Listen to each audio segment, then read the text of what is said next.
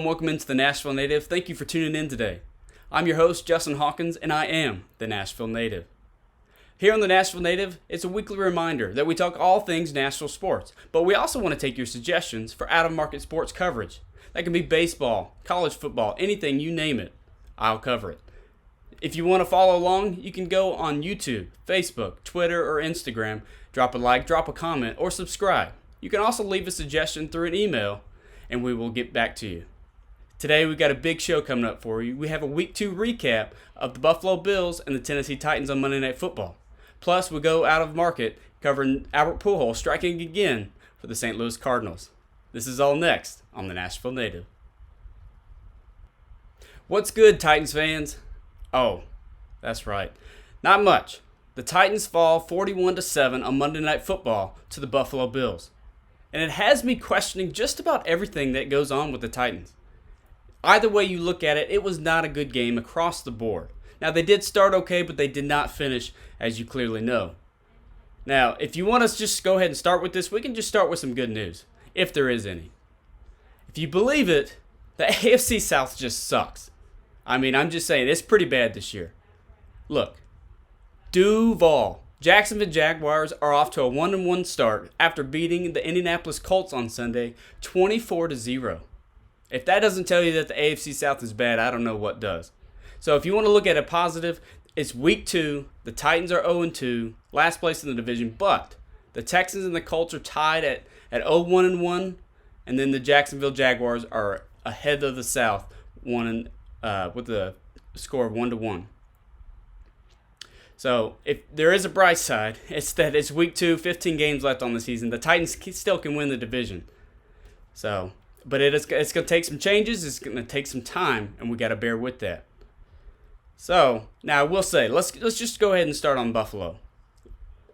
There's a reason why they're the Super Bowl favorite, or one of the Super Bowl favorites. I mean, they're elite across the board, from wide receivers to obviously they got one of the best quarterbacks in the game in Josh Allen, and then they have a very elite defense. That was put on display in full force on Monday Night Football for the world to see, and the Titans had an embarrassing result of it. So, just putting that out there, now we can get into some of the Titans. Being that the season is just now entering Week 3, it is in fact possible. Now we just have to realize this, but the Titans could turn it around, but it also could be they're just bad. I mean, obviously they traded A.J. Brown in the offseason, and maybe they're missing him. Robert Woods and Traylon Burks, maybe they're not doing the job. I mean, they had a decent showing last night. I mean, they did all they could do. It just, nothing was working out. Now, next week, the 0-2 Raiders, Las Vegas Raiders, come into town, play at Nissan Stadium. One of the two teams will win the first game of the season. We'll get to that in just a little bit. So we might as well go ahead and get down into all the negative. And yes, there is a lot. Now, before I do, I must say, I've been a Titans fan since I can remember, and I've seen some bad losses. But I never waver, and I'm not going to do that now. I'm just here to analyze and try to explain where the team is and where they could be going. Yes, like I said, there's a lot of negative. So if you want to call me Negative Nancy, that's fine. So let's just go ahead and start where the blame, just really where it all starts. Let's start with the coaching staff. In the Mike Vrabel era, this is his worst loss. I mean, you can go back to 2020 when they played in Green Bay. It was a snowy game. Titans got just stomped. But here we are, Week 2, 2022. They lose 41-7 to the Buffalo Bills. Now, of course, like I said, they're a Super Bowl favorite, this and that. Yeah, that's fine. But if the Titans are supposed to be good, they were the number 1 seed in the AFC regular season last year. That was not a good showing at all. For the second straight week, time management has escaped Mike Vrabel and the coaching staff. Just one decision that clear note. To not run a play with about 40 seconds to go as you're approaching halftime, it just baffles me. They took the sack, but you had 2 timeouts left. Why not try to get some momentum and get some points on the board? At least 3. It was 17-7 going into half. You could have made it 17-10, 17-7. At least try. Ryan Tannehill actually mentioned after the game that he wanted to try to get some points on the board, but it was the coaching staff's decision to go ahead and just let the clock run out. It's not a good look when your quarterback or your other players are disagreeing with the coaches. That's where the demise kind of started to unfold. And the second half, obviously, it wasn't pretty. So then you look at the penalties. Mike Vrabel prides himself on disciplined football and being physical. I didn't see any of that last night. So I guess this team last night or this season, they've missed that message. Holding calls are killing our drives. Or they're allowing the Bills to continue their drive, as was evident last night. One example, they were a 3rd and 14, pinned in their own end. Jumped off sides, and then it just snowballed after that. 9 penalties for 87 yards. You can't do that against this Buffalo Bills team. You just can't, and it was evident, and it just killed them. Just defeated them, and you could tell it on the field. Now, we need to start holding the staff accountable across the board, even Vrabel. John Robinson needs to hold some of these coaches accountable. His famous line that he always says, and he said it last night in the postgame, we got to coach better, we got to play better. Well, yeah, of course you do. That was a terrible showing. But at the same time, when do you just stop saying that? You say it time and time again. You're going to need to see improvement, or changes are going to happen very quickly, I would imagine. So at some point, you're going to have to stop saying you got to coach better and play better. Just do it already. Stop saying you will. Why don't you just show us? Next, a trend that will not escape Titans fans across the board. The fire Todd Downing trend is picking up major steam. As if it wasn't last week, it really is this week, and I might have to start getting aboard that trend. 2 weeks straight, questionable play calls. Terrible in-game adjustment. They're just really not even making adjustments, to be honest with you. You have to stop with that toss sweep to Henry. Your left tackle, Taylor Wan, left the game in the first play of the game. But yet you're still running left. You're still doing toss sweeps to Henry, and he was losing yardage. Okay, yeah, sure, you do it once, twice, 3 times, and it doesn't work. But according to Downing, he just wants to keep doing it maybe 3, 4 times and just, I don't know. You don't learn. When are you going to start learning that it doesn't work? Why run left? Why not run the right? You didn't do that, right? Your rookie right tackle, Nicholas Petit-Frere, is kind of holding his own. He had some pass blocking issues last night, but in the run blocking, he's kind of holding his own. Why don't you try that? At least he started and played all game last week. He's got some reps. Why not try that? I just don't understand. I don't understand. Another thing, if you pass on first down and it's incomplete or whatever, and it's 2nd down and 10, why continue to run the ball on 2nd down? It is so predictable. Right now, Henry is not getting the job done to get you a 3rd and manageable. So why are you continuing to run on 2nd and 10? It's just not working. You leave your team in 3rd and long positions time and time again. I called for it last week. I called for it now. Call more passing plays. Tannehill can and does have an arm. He can use it. Now, we don't need to expect him to throw 400 yards a game, but he can use his arm. He does have targets like Treylon Burks and Robert Woods, Austin Hooper, who can get those first downs or at least good yard gains. But at least last night and last Sunday against the Giants, the passing game is doing much better than the run game, especially blocking. But yet, Todd Downing just doesn't seem to learn. Now, I will say in the press conference this afternoon, Mike Vrabel did say there is no immediate coaching changes. So take that with what you will. I don't know. We'll see. Changes are going to have to happen, though. I'm not going to say fire Todd Downing right now. But at some point, my bet is he doesn't make it to the end of the season. I don't know. If you look at the defensive side of the ball, it is what it is. You have a good pass rush. Now, Bud Dupree went out in the first quarter. They were riddled by injuries. That was also the whole topic of the whole game, really. But you can't ask more of what the Titans had to trot out at corner. You had Chris Jackson, Trey Avery, Ugo Amadi. None of those are really good. They're not starters. They're practice squad guys, really. So Christian Fulton was out for the game. Obviously, you need him. He was sorely missed. Maybe Shane Bowen can also teach guys to tackle. I'm looking at you, Zach Cunningham. That was a pretty sad score you let in that first possession. for the Bills. I mean, come on. And also, we'll get to it in just a little bit, but Caleb Farley, man, come on. It's pretty bad. Lastly, I'm talking all coaches here. Special teams, Craig Ackerman. That was abysmal. You had 2 muff punts. Now, look, Kyle Phillips, he had some great story, catching the ball in preseason, returning the ball in preseason. That was, yeah, sure, okay, cool. But 2 muff punts in as many weeks. I'm sorry, but you got to get the guy out. Just let him receive and play wide receiver. I just don't understand. He looked okay in preseason. He looked okay in practice. But yet, 2 muff punts in as many weeks. Yeah, it can't happen. And then, of course, you trot out Amani Hooker later on, and he also muffed the punt. Look, on the other side of the ball, Ryan Stonehouse can punt. I mean, the dude can punt. Now, here's the thing. You got to coach him on hang time. The guys are not getting down there, and then when they do get down there, they just don't tackle. I mean, come on. It's a pretty sad showing there. So, across the board, all coaches need to work. All coaches need to hit. I don't know what they need to hit. I'm not a coach, but they need to hit something. They need to look into something. I mean, it's a poor showing. So, moving on to the players.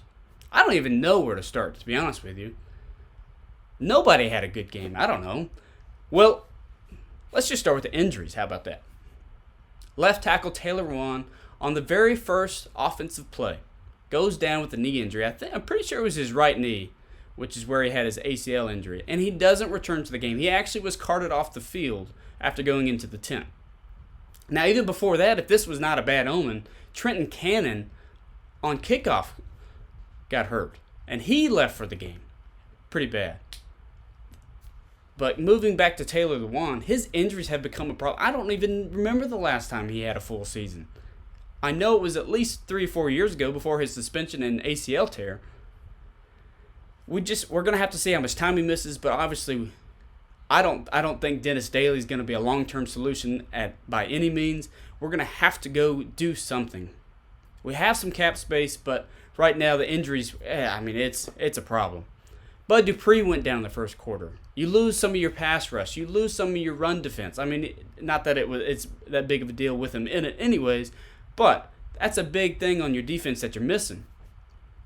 It's not a good sign, especially all that money is now injured. Taylor Lewan, I think he's making $14 million. Bud Dupree making $19 million on the cap. And then, of course, you got Harold Landry, who tore his ACL and is out for the season. He got paid this offseason $20 million. I mean, it's across the board. Injuries. I mean, how many injuries can you have in one game? It's starting to look like 2021 Titans, where they're going to trot out 93 players in a season. I mean, that record may not last very long, it seems like. So that's the injury standpoint. I don't know. It's a head scratcher. So if you look into individual players and how they performed last night, Derrick Henry just does not look himself. Sure, he had the touchdown, 4th and 1. Good call by Downing, by the way. Finally, let your running back run 1 yard gain and then actually gets a touchdown out of that, so that's good. But he just doesn't seem like he has the same juice. I noticed he couldn't get up the field as quick. He's not getting the holes quickly. He's not cutting. But also, look, the offensive line, the run blocking is just terrible. I mean, it's double-edged sword. Henry, he's not running well, blocking. You just can't run the ball, obviously. Now, speaking of the O-line, like I said, they're not blocking very well. Now, of course, they have some success in pass blocking, but last night, the edge rush that Buffalo put on display, I mean, they just killed the linemen. I mean, across the board, all the way from Petit Ferrer, moving all the way left to Daly. I mean, they just pushed them all back. Ben Jones kind of held his own every now and then, but in particular, Mike Vrabel absolutely raved about Aaron Brewer being so tough. Call him a $2 steak. He's tougher than a $2 steak. Well, let me point this out. You know what's one other thing besides being tough that's in a $2 steak? They're not good. And that's exactly what Aaron Brewer is. He just does not look to be good. He's small. Going up against these other defensive linemen that are much bigger than him, he can't get his feet set. He can't push back, and he just continues to get pushed back. He was bull rushed so many times last night. It's forcing him to hold. Some of these long plays that we are getting in the run game, they're getting called back because of holding. I mean, it's not a good look at your left guard. There's a reason why he was a backup for so long. He's just not cut out to be a starting left guard in this league, in my opinion. Now, like I said, it's only 2 weeks, but it's not a good showing in the 2 weeks. He also, preseason, in my opinion, it didn't look all that good, but I don't know. Like I said, it's week 2. We have to pump the brakes a little bit and, realize that some of them are just getting their footing. So now there were a couple bright spots on the offense. Traylon Burks got going again, 4 catches for 47 yards. Obviously, he's going to be a player very similar to A.J. Brown. Now, I'm not comparing him to that, but in a more competent offense and a good scheme, Traylon Burks can shine. And he is doing that. He's getting the yards after the catch. He's running very, very similar plays to what A.J. Brown ran for us last year and the year before. Then you have Robert Woods. We finally have a Robert Woods shining. Yes, sighting. I know he played last week, of course, and he had 2 targets, 1 catch, but he did nothing. This week, he had 4 catches for 39 yards. Now, we didn't get anything really down the field because Tannehill didn't have time to throw. But when he did, Woods and Burks looks like bright spots in a pretty sorry and sore offense. But, we'll see how we continue to do. Like I said, look, I said this last week, Tannehill seems fine. Around him, not so much. The offensive line's not blocking. Now look, yes, he did have 2 picks last night. The first interception was intended to an open Woods. Now, of course, he was in good coverage, but the throw was just a little bit high. And then, of course, Woods tipped it, and then it was a good play off on the ball to get that interception. The second interception on Tannehill, it definitely, both were his fault. But this one, I think he's trying to do too much. He's trying to get the team back in the game. He's trying to force the ball. And the next thing you know, he throws a pick 6. Matt Milano makes a really good jump on the ball and ends up taking the house. And really, it put the Titans to bed. It ended up causing Tannehill to get pulled. Now, look, I'm just going to say this. With Malik Willis coming into the game, it is not a quarterback controversy. He's simply being put in the game because the Titans surrendered. They waved the white flag and said, backups go in, starters you're done, please don't get hurt anymore, we've lost enough people. That is all it is. If you say it's a quarterback controversy, then really, it's just a problem. That's not right. Tannehill's going to play next week and thereafter, unless he just absolutely sucks it up in the coming weeks. But time will tell with that. We don't know that. If you look on the defensive side of the ball, you can tell that the defensive line and the edge rushers, Buffalo has a pretty good offensive line, and they did well against the rush. They did get home once or twice, but I don't know. It is what it is. You got Bud Dupree going out. That really hurt the defense. And then, of course, Fulton being out. And they just, they didn't play well. I don't know. It is what it is, I guess. I don't know. There's really not much to say here. Anywhere you look at it, it's not good enough. Shane Bowen, defensive coordinator, really needs to make some adjustments. But when you trot out practice squad guys, what do you expect? Caleb Farley was pulled after a pretty sorry touchdown by the 4th or 5th string wide receiver. Really, the only reason why he was playing big minutes is because the Bills' second wide receiver, Gabriel Davis, was out with an ankle injury. That's the only reason. But yet, Farley still couldn't cover him. If he covered Stephon Diggs, it would have been a sorry show. Let me just tell you. But speaking of Caleb Farley, he was a 2021 first-round draft pick. And let me tell you, he looks like he's going to be a steal. And when I say steal, and look, I'm sorry I'm being negative, and if you don't like it, I'm sorry. But when I say steal, I mean that he is stealing playing time. The dude is just not good enough. I'm not saying he's a bust by any means, but he's not looking like the corner the Titans were hoping for. Look, take-home message, like I said last week, it's week 2, okay? He's barely played. He's been injury. He hadn't played much, maybe three games in his career as a Titan now. And then he also missed the whole season in 2020 for COVID and had back surgeries and all that. The guy hasn't played in a while. So yes, we do have to give him some slack, but with the athleticism and the traits that the guy possesses, he's just not good enough. And maybe with him not playing much, maybe that's just a problem. But the man clearly does not seem to be ready. And that's not good for the Titans, as they don't have much else besides McCreary and Christian Fulton. I don't know. We're going to have to see how it plays out, but he got benched for a reason, and I expect it probably stays like that. I hate to say it. Obviously, there's so much for the Titans to improve on. I mean, it's hard to imagine them getting worse. But, in my opinion, changes are going to have to be made. Like I said, Mike Vrabel in a press conference today said that they're not making any changes to the coaching staff. While I'm okay with that for now, Todd Downing eventually is going to have to go. My guess is Downing does not make it by the end of the season, and Tim Kelly, the senior offensive assistant and passing game coordinator, he takes over. That's my bet. But let's remember, again, I'm saying it again, 2 games. There's 15 games left. We cannot punt on the season just yet, okay? In my opinion, with the running game being what it is, either you go look elsewhere and get some help to get some better linemen and help run blocking, or you're going to have to figure out a way to develop the passing game. I think you have good receivers. You just got to use them. Now, if Phillips can get healthy, he had a shoulder injury and was questionable for the game. He ended up playing. But if he can get healthy, I think we've got good receivers.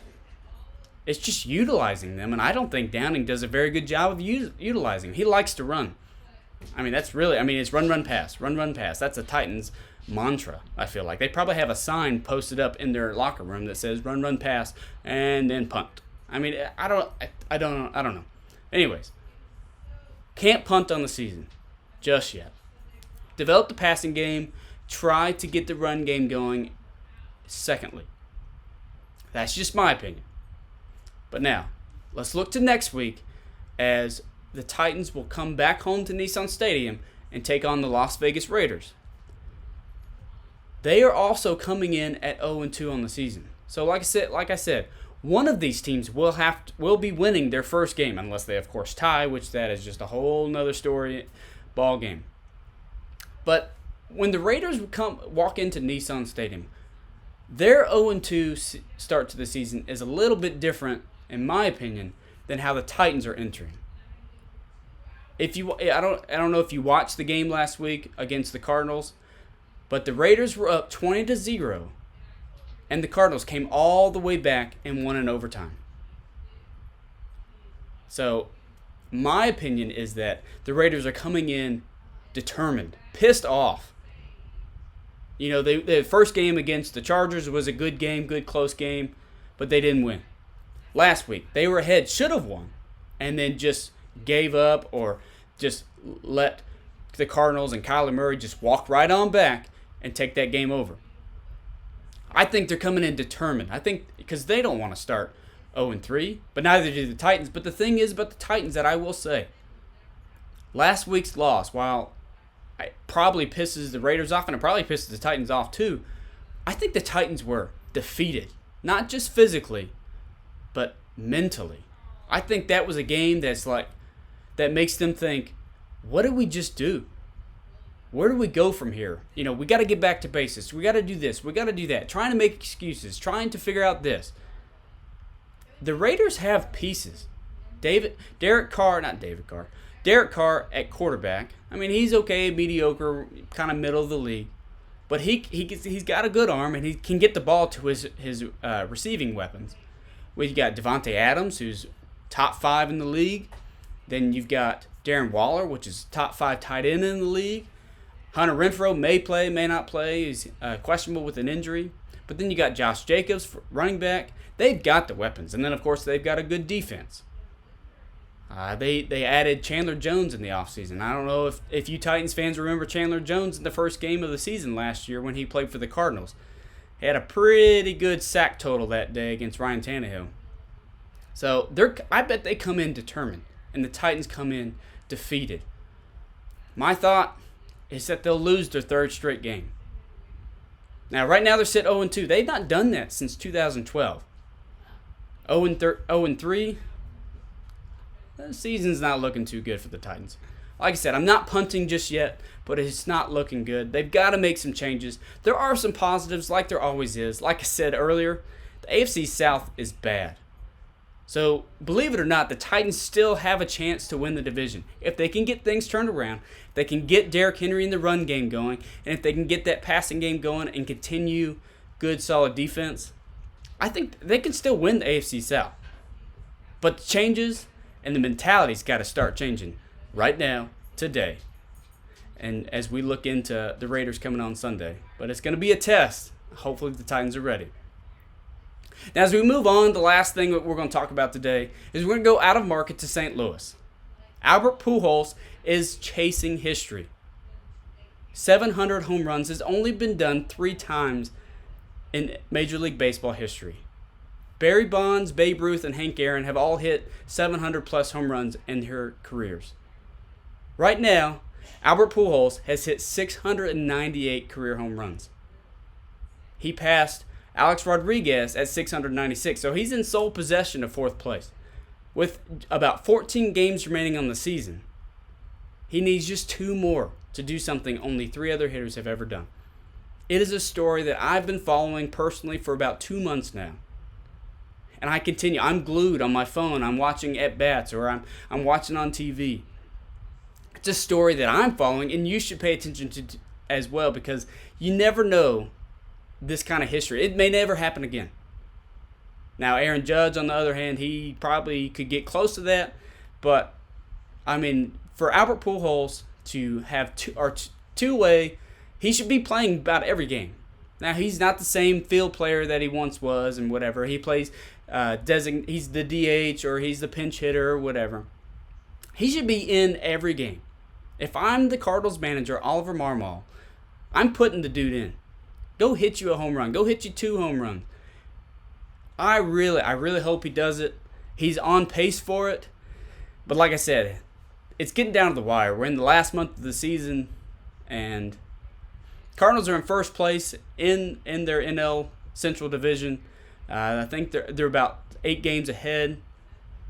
So putting him in the game, letting him compete and get those 2 extra home runs, I mean, it's almost a no-brainer if you think about it. I don't know what really question there is, but it's a story that I'm following that you should follow. He started the season with 679 home runs, and he's hit 19 on the season. The man, the myth, the legend, Albert Pujols, chasing history. He's 2 away. Hope you follow along like I am. But I'll keep you posted, because this is, like I said, this is a story I'm following. I'm sure I'll be on this topic again, especially if he hits 700 home runs. Well, that's it for today's episode of the Nashville Native. Thank you so much for tuning in. Please don't forget to follow or subscribe to Twitter, Facebook, YouTube, or Instagram. Or send an email if you want to drop a suggestion on an out-of-market sports topic. Otherwise, just leave a comment or hit the like button. We'll see you next week. I'm Justin Hawkins, the Nashville Native.